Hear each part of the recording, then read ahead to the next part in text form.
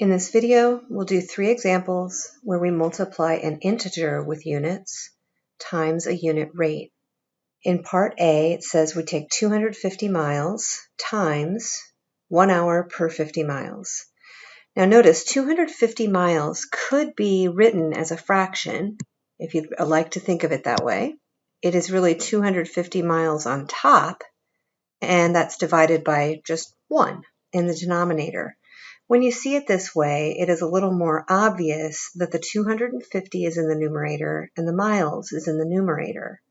When you multiply these two fractions together, remember the factors in the top, if they're in common with factors in the bottom, will cancel. So you want to think of the units in that manner.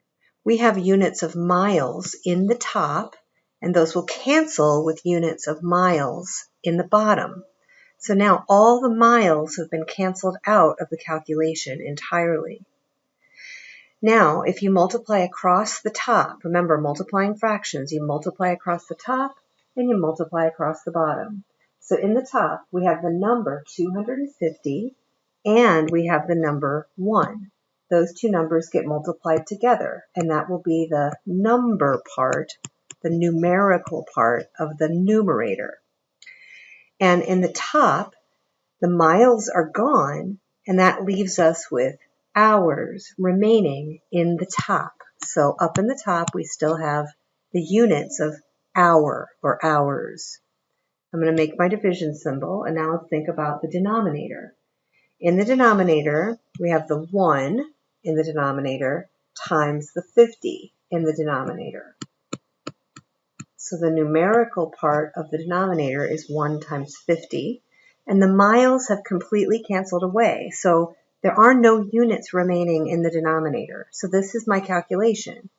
In the top, I have 250 times 1, which is the number 250.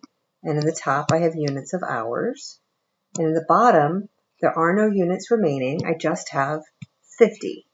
And when you divide 250 divided by 50, you get 5.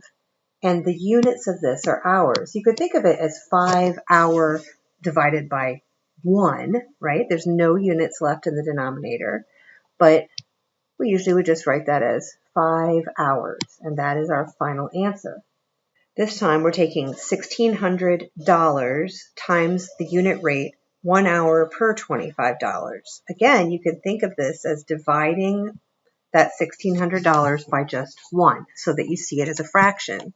Then when you multiply, the dollars in the top will cancel with the dollars in the bottom. So all those units of dollars have canceled away entirely. Now when we multiply straight across the top, the numerical part of that is 1,600 in the top times 1 in the top, and the top has units of hours.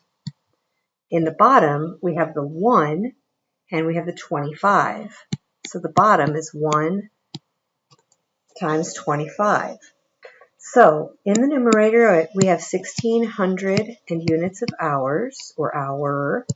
And in the bottom, we have the number 25. And finally, we can divide those out. When you take 1,600 divided by 25, you get 64. And the units are hours. 64 hours is the final answer. And lastly, if you start with 700 square feet, again, you can put it over 1. We see square feet in the numerator cancels with square foot in the denominator. That's really the same units, square feet, square foot, foot squared, you might write it. And then in the numerator, you have the number 700 times the number 2,000. That's all in the numerator. And that has units in the numerator of seeds. In the denominator, we have 1 times 1, and all the units have canceled. So we just need to take 700 times 2,000, and that's 1,400,000. Divided by 1, it's still just 1,400,000, and the units of the answer are seeds.